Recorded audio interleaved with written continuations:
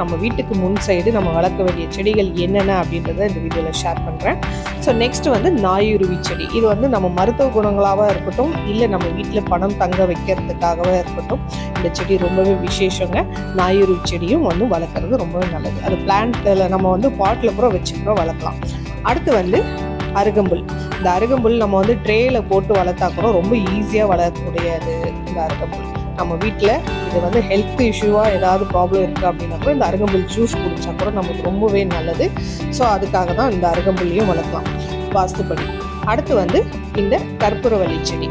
இந்த கற்பூரவள்ளி செடிக்கு நிறைய பெயர் இருக்குங்க.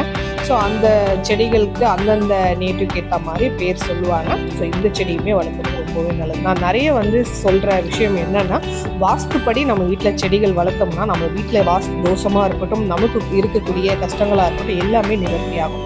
அடுத்து இந்த சங்குப்பூ செடி. சங்குப்பூலையுமே வந்து நிறைய